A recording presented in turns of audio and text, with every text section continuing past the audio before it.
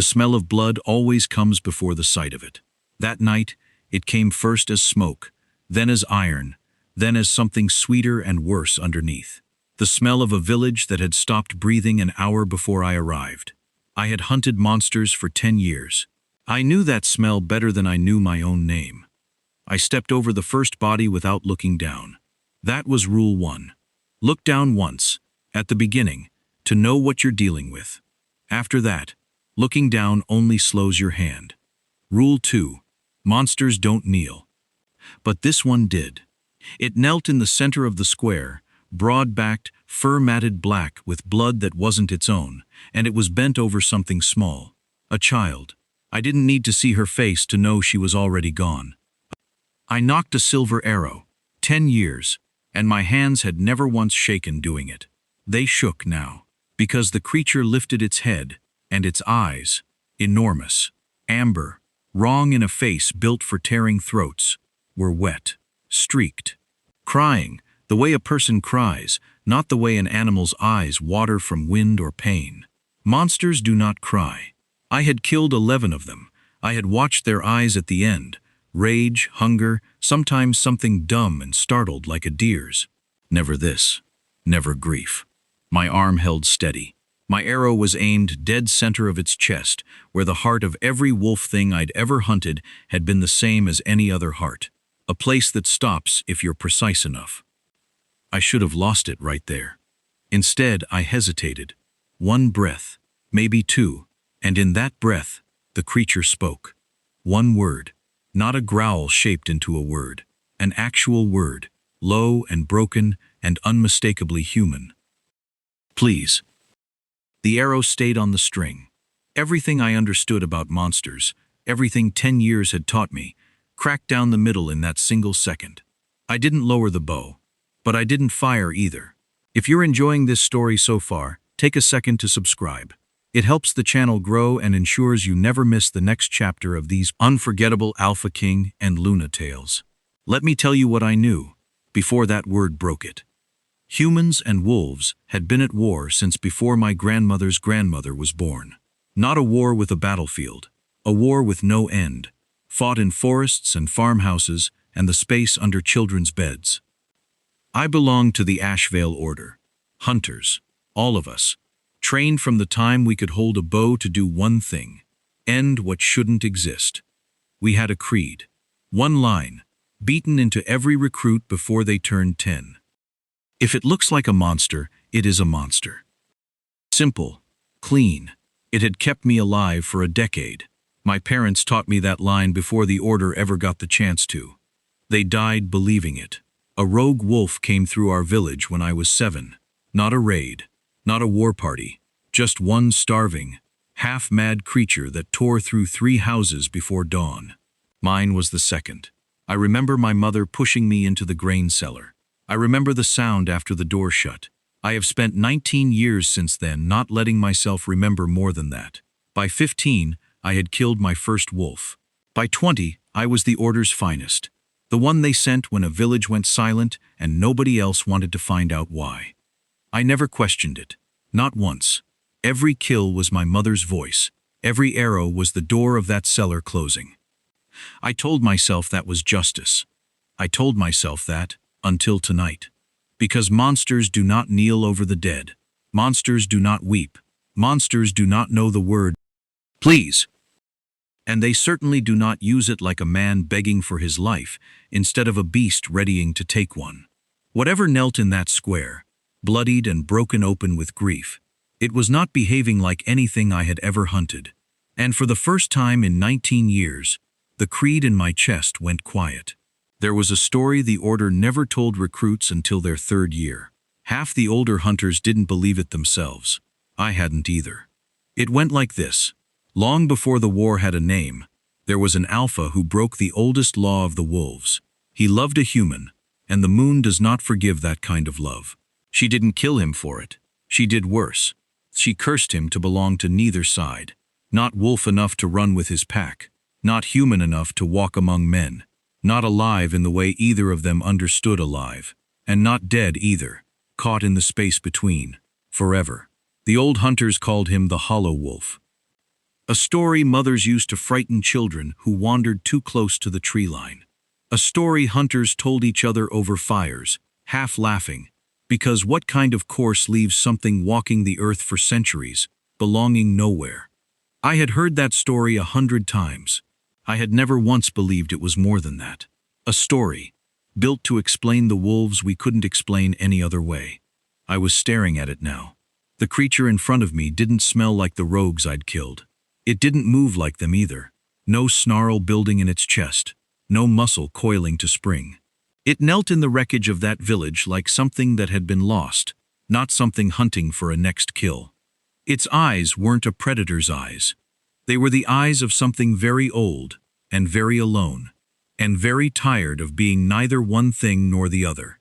I lowered my bow an inch, just an inch. "What are you?" I said, and it wasn't a question I asked to prepare an arrow. It was a question I asked because some part of me, some part I didn't recognize yet, already suspected the answer, and needed to hear it. Wasn't just a story mothers told. I made myself look, finally.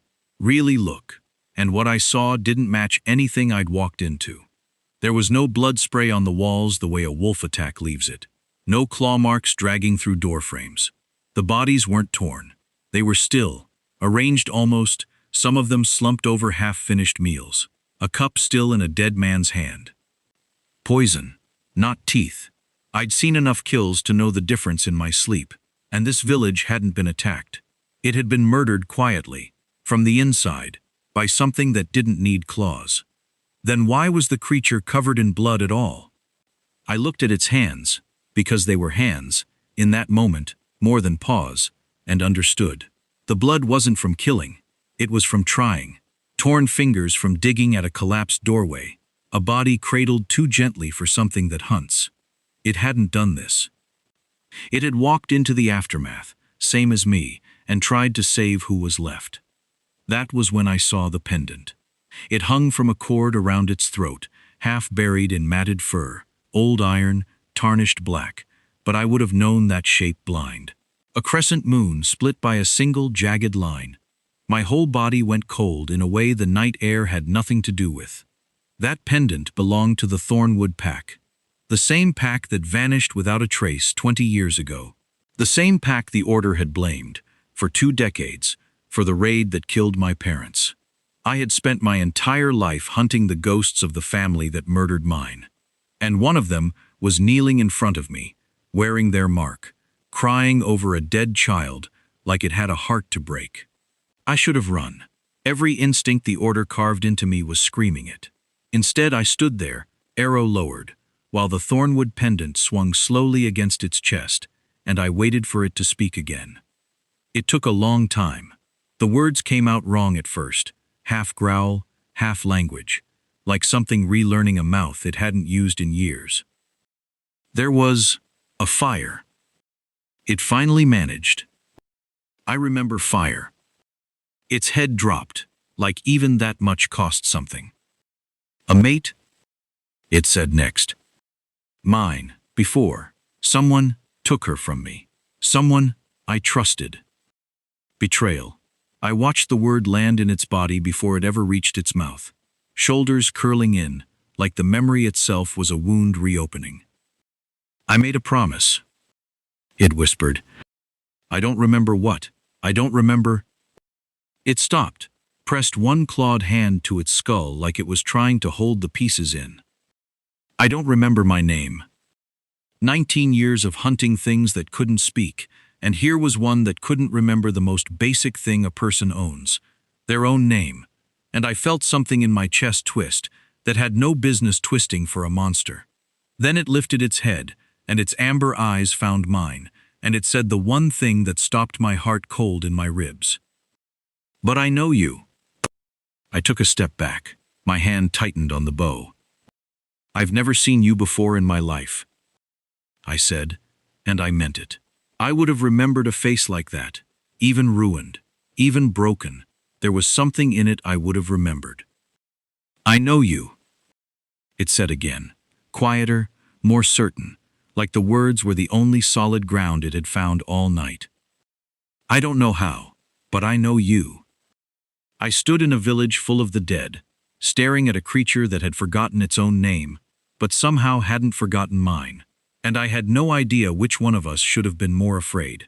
Torchlight came first, then hoofbeats, then the voices I'd known my whole life, and for the first time, I didn't want to hear them. Commander Alric led them in, blade already drawn, and when his eyes found the creature kneeling in the wreckage, his face didn't show fear, it showed satisfaction, the look of a man who's finally cornered something he's chased for years. "The beast?" he said, low, almost reverent. "The one that ended the Thornwood line." I felt the ground shift under that sentence. Ended the line. Not belonged to it. "Kill it," Alric said. "Not to me, to all of us, to the 12 hunters fanning out behind him with silver already drawn. Now, before it moves." I didn't move either, not to strike. "Huntress." Alric's voice sharpened when he said my title, when he saw my bow still lowered. "That's an order. Every year of my training told me to raise the arrow. Every year of that creed. If it looks like a monster, it is a monster," was screaming louder than it ever had in my life. But it knew my name. Something that had forgotten its own remembered mine. And it hadn't attacked a single person in that village. It had tried to save them, torn its own hands open doing it. "Give me one night," I heard myself say. Alric's eyes narrowed. "You're defending it." "I'm asking a question you should be asking too," I said. "This village wasn't clawed apart. It was poisoned. That's not a wolf's kill. That's a man's." Silence, tight and dangerous, spread through the square. "One night," I said again. "If I'm wrong, I'll put the arrow through its heart myself. But if I'm right, we've been hunting the wrong monster for 20 years, and something out there is still walking free." Alric didn't answer for a long moment. Long enough that I felt every hunter's eyes on me, weighing whether I'd finally broken. Maybe I had. But for the first time in 19 years, I needed to know the truth more than I needed to be right. I got him out before Alric could change his mind about the terms of that bargain. We moved through the tree line in silence, him limping beside me, still more wolf than man in shape, but less monster than anything I'd hunted in a decade. I kept my hand near my quiver the whole first hour. Old habits don't die because you decide they should. He never gave me a reason to use it. When a patrol crossed too close to our path, he pulled me down behind a fallen trunk without a word. One clawed hand covering my mouth so gently it barely registered as a threat at all. Just a warning. Stay still. The way you'd protect someone you'd already decided mattered. When we passed too near a farmhouse and its dogs started barking, rousing a farmer with a lantern and a raised pitchfork, the creature simply stepped back into the dark and let the man pass unharmed. Didn't growl, didn't posture, just watched him go with something like sadness in those amber eyes. Like he understood exactly how close that farmer had come to a death he had no intention of giving him. "You could have killed him," I said, once the farmer's light had faded. "He threatened you." "He was frightened," the creature said simply. "Frightened things aren't guilty of anything but fear." I had heard men in my own order justify killing on far less than a raised pitchfork. I had watched hunters I respected cut down things that were only ever afraid. Somewhere in that walk through the dark, between the pulled-down branch and the spared farmer, something in me that had been rigid for 19 years began, quietly, to bend. I wasn't walking beside a beast anymore. I was walking beside someone who had more restraint, more mercy, more humanity than half the hunters I called my brothers. And I didn't know yet whether that terrified me more than the fangs did, or less. The ruins of the Thornwood Hall were half swallowed by roots and time, but the archive room had survived, sealed behind a door the forest hadn't finished eating yet. We found the records by torchlight, ledgers, letters, a pack seal pressed into wax that matched the pendant still hanging from his throat.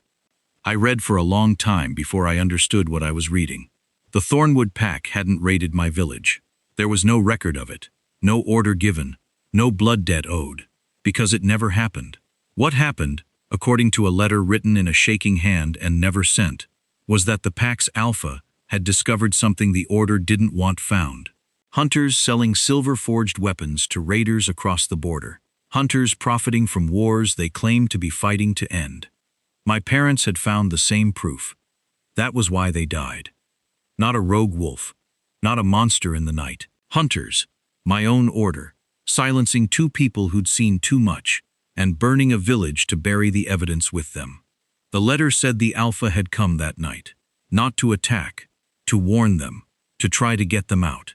He hadn't been fast enough.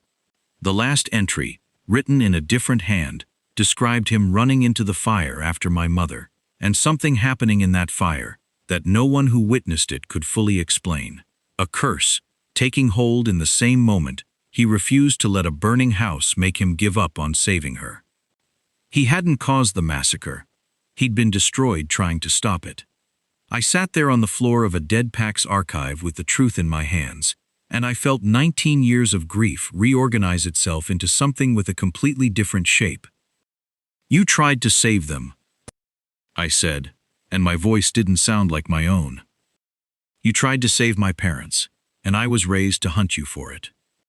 He didn't answer. He didn't need to. The only question left burning in me now was worse than anything before it. If he had saved my family, why had the Order spent 20 years making sure I hated him instead of thanking him? Something in him broke open after that, the way a dam breaks. Not slowly, but all at once, memory pouring back faster than he could speak it. "Kael," he said suddenly, and his whole body went still. "My name, it's Kael." He said it like a man finding his own hands after years of not having any. Then the rest came, faster now, memories stacking on top of memories. He'd been Alpha of Thornwood, not a raider, not a monster, but the protector of every village along that border, human and wolf alike, for years before the fire took his name away from him. And then he looked at me, and something shifted in his face that I didn't understand yet. "There was a girl," he said slowly. "Small, 7, maybe. I pulled her out of a cellar that was about to collapse. I remember her eyes. She wasn't crying. She just watched me, like she was trying to decide if I was going to hurt her." The floor of that archive room tilted under me. I remembered a grain cellar. I remembered a door. I remembered, beneath 19 years of a story I'd rebuilt myself around, strong arms pulling me up through smoke and collapsing wood, and a voice telling me to breathe, just breathe, before everything went dark. I had always believed a hunter from a neighboring village had found me. "That was you," I whispered. "I didn't know your name," Kael said. "I never got the chance to ask. I went back in for your mother, and then—" He stopped. He didn't need to finish it. I already knew what the fire had done to him after that. I had spent 19 years training to kill the thing that saved my life. I had loosed arrows at legends, built from a man who carried a frightened child out of a burning cellar, and never once asked for anything in return. Not thanks, not memory, not even his own name back. I sat there in the ruins of his home, and for the first time since my parents died, I didn't know who I was supposed to hate anymore. They found us before the ruins had a chance to keep their secret. Alric came through the broken doorway with a dozen hunters behind him, torches throwing long shadows across walls that hadn't held a living voice in 20 years, until tonight. "Time's up," Alric said, and his eyes went straight to Kael, kneeling weaker now than he had been in the village, the curse visibly tightening its grip on him with every hour that passed. "You had your night. Finish it." I felt the weight of every eye in that room land on me. 12 hunters, my commander, my whole life's purpose standing behind a single order. "He didn't kill anyone," I said. "He never did. It was—" "I don't care what you found in some dead pack's letters," Alric cut in. "He's a curse wearing a face. Kill it, or step aside and I will." Kael's breathing had gone ragged. The curse was worse than it had been an hour ago. I could see it now, understand it now, the way it was consuming what little of him the fire had left behind. He lifted his head and found my eyes, and what he said next wasn't for the hunters.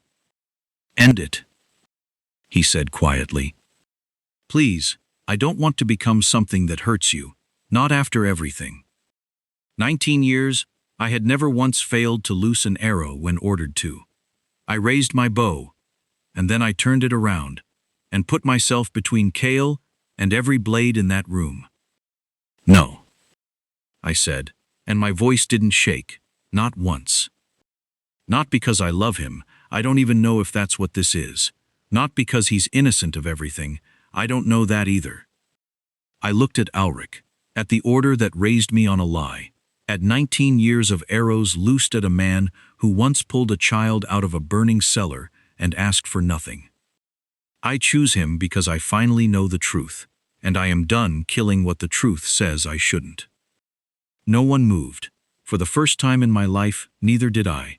Not toward the order, not away from it. I stood exactly where I'd chosen to stand. An arrow pointed at my own order for the first time in 19 years, and I waited to find out what that choice was going to cost me. "He's not the only thing you've been lying about," I said, and I threw the ledger at Alric's feet before he could stop me. "Silver sold to raiders. My parents murdered for finding it. 20 years of hunts built on a lie you wrote to cover your own crime." Some of the hunters behind him didn't move fast enough to hide the doubt crossing their faces. Alric saw it too, and it was that, not the ledger, not me, that made him finally lose his composure. "Kill them both," he snarled. The room broke into chaos. I don't remember every blade that came at me. I remember Kael moving faster than the curse should have let him, putting himself between me and a hunter's silver edge meant for my chest, taking it instead across his own ribs, with a sound that stopped my heart cold. He didn't fall, not yet. He turned, and what was left of him fought like the alpha he used to be, clearing space around me while I put an arrow through the one thing that had earned it, Ulric's bowarm, not his heart, because some lines, even a broken creed, leaves standing. Then Kael staggered, and the wound in his side did what the curse itself hadn't managed in 20 years. It broke it. Light poured out of him. Not fire this time, something softer, older, like the curse finally letting go of what it had held onto for 2 decades. Fur receded. The shape of him folded down into something smaller, human, familiar in a way I'd never actually seen but somehow already knew. When the light faded, a man knelt where the beast had been. Dark-haired, exhausted, bleeding from a wound that was now simply a wound, no longer a curse feeding on it. He looked up at me with the same amber eyes, human now, and for the first time in either of our lives, we were just looking at each other. No fur, no fangs, no arrow between us. "Hello," he said, like a man meeting someone for the first time, and also like a man finally allowed to finish a hello he'd started 20 years ago. I dropped my bow and went to him. I held him while the last of the hunters scattered, while Alric fled into the trees with an arrow wound and a ledger's worth of secrets no longer his to bury. None of it mattered yet, only the man breathing against me, human and whole and alive in a way I'd never let myself imagine possible. "Stay," I said. It wasn't an order. I don't think I'd ever asked anyone for anything before that moment. He touched my face like he was memorizing it, like 20 years of forgetting had taught him not to trust anything he wasn't willing to lose again. "I don't know what I am now," he said quietly. "Human, wolf, something the moon hasn't decided yet. I won't put that on you until I do." Before I could argue, before I could tell him I didn't care what he was already rising, already stepping back toward the tree line, with the kind of restraint that had defined him from the first moment I'd seen him kneeling over a child that wasn't his. By the time I reached the trees myself, there was nothing left of him. No footprints, no blood trail, no body. Only the thornwood pendant, resting on a stone at the forest's edge, exactly where he must have set it down before he disappeared into the dark for the second time in his life. I kept it. I still wear it. Months passed. I left the order, took the ledger to villages that deserved to know the truth, and told no one about the man in the ruins, except in the stories I couldn't stop myself from telling. Then the rumors started. Travelers at the northern border spoke of a lone wolf, one that guarded caravans through the worst passes, that had never once drawn blood from a human, that vanished into the tree line the moment anyone tried to thank it. I don't know if it's him. I don't know if I'll ever find out. But I know this. I spent my whole life hunting monsters. I never realized the most dangerous ones looked exactly like us. If you were holding your breath by the end of this one, let me know in the comments what you think really happened to Kael.